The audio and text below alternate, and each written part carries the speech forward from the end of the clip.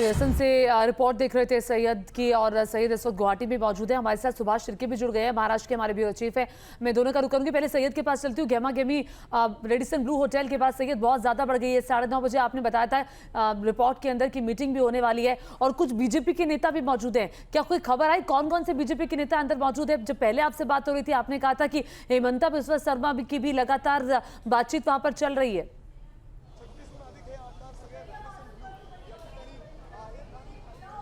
देखिए, Hemanta Biswa Sharma chief minister जो है लगातार संपर्क में है। उनके तीन जो बीजेपी के बड़े नेता हैं वो अंदर यहाँ पर मौजूद है। आपको दिखा दें, अंदर फिलहाल किसी को जाने की इजाजत नहीं है। कोई भी मीडिया अंदर नहीं जा सकती है। लेकिन जो अंदर से खबर सूत्रों से मिल रही है वो ये है कि 9:30 बजे जो है मीटिंग शुरू हो जाएगी। 9:30 बजे मीटिंग में 41 विधायक है वो तो शामिल रहेंगे ही रहेंगे, लेकिन हमारे सूत्र बता रहे हैं कि सीएम जो है वो भी यहाँ पहुंच सकते हैं। लेकिन ये कोई पुख्ता खबर नहीं है, कभी भी वो सीएम आ सकते हैं क्योंकि उनके ऑफिस में कोई फोन अटेंड नहीं कर रहा है। लेकिन आपको बताएं कि जिस तरह से संख्या बल जो है उसमें हर पल नजर रखी जा रही है कि कौन आ रहा है कौन जा रहा है, उस पर नजर रखी जा रही है। और आपको बताएं कि रेडिसन होटल में बीजेपी के पल्लव लोचन दास मौजूद हैं। इसके अलावा बीजेपी के पीयूष हजारिका मौजूद है, बीजेपी के ही सुशांत बुरागोरिया मौजूद हैं, तो बुरागहन मौजूद हैं। तो कुल मिलाकर के बीजेपी के भी नेता अंदर मौजूद हैं। मतलब तो साफ है सैयद, जो आप तस्वीर दिखा रहे हैं, पुलिस व्यवस्था पूरी टाइट है और आप ये कह रहे हैं कि बीजेपी के बड़े नेता जो हैं वो अंदर आपके पास आएंगे। हमारे साथ लगातार सुभाष शिर्के भी जुड़े हुए हैं, महाराष्ट्र के ब्यूरो चीफ हमारे साथ। सुभाष जी, तमाम तस्वीरें किस तरफ इशारा कर रही है? बीजेपी पूरी एक्टिव है, सूरत से गुवाहाटी शिफ्टिंग हो चुकी है। ऐसे में जब 9:30 बजे मीटिंग होगी, क्या लगता है आने वाले समय में कितने देर उद्धव ठाकरे और मुख्यमंत्री हैं, क्या कहा जाए? देखिए, मुझे जो जानकारी मिली है उसके मुताबिक आज एकनाथ शिंदे अपने जो समर्थक एमएलए है उनकी लिस्ट जो है वो राज्यपाल को सौंपने वाले हैं। उन्होंने दावा किया है कि उनके पास शिवसेना तोड़ने के लिए दल बदल कानून लागू न हो, इतने पर्याप्त उनके पास, यानी 37 से ज़्यादा विधायक उनके पास हैं शिवसेना के। और उसके अलावा उनके पास एनसीपी के भी एक विधायक हैं, कुछ जो निर्दलीय विधायक है वो भी उनके पास हैं।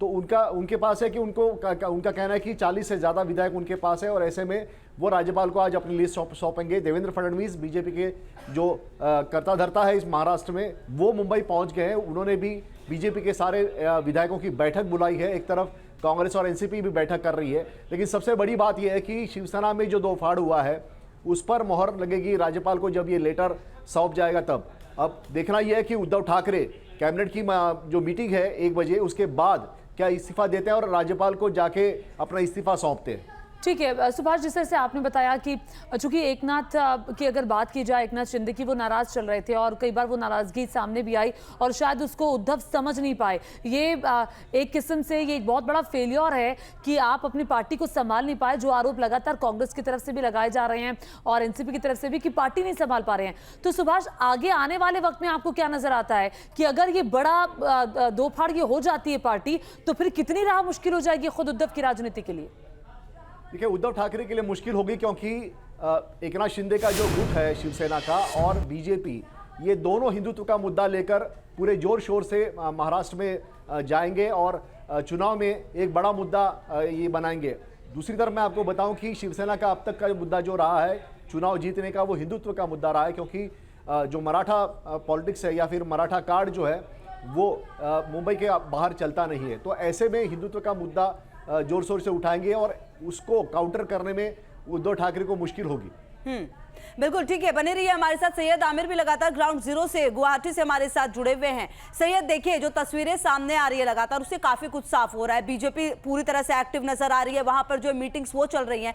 क्या लगता है सैयद कि क्या कुछ देर के बाद एकनाथ शिंदे बाहर आएंगे, कुछ बातें वो करेंगे ताकि वो जो तमाम तस्वीर जो है वो और ज्यादा क्लियर हो पाए धीरे धीरे? क्योंकि वक्त वक्त पर एकनाथ शिंदे बाहर आए, उन्होंने तमाम बातें की हैं।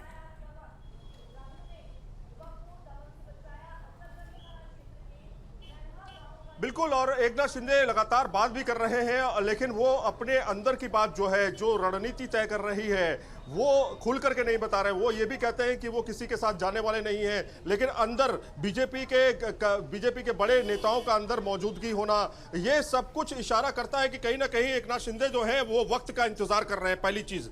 दूसरी चीज ये है कि जिस तरह से गुवाहाटी में लाना है तो एक निश्चित दूरी बनाकर रखना है विधायकों को, 41 विधायकों को, ताकि कोई उनसे बातचीत ना कर पाए। एक खास चीज मैं आपको बता दूं कि 41 विधायकों का मोबाइल ले लिया गया है उनसे परिवार से भी बात उनकी नहीं हो पा रही है।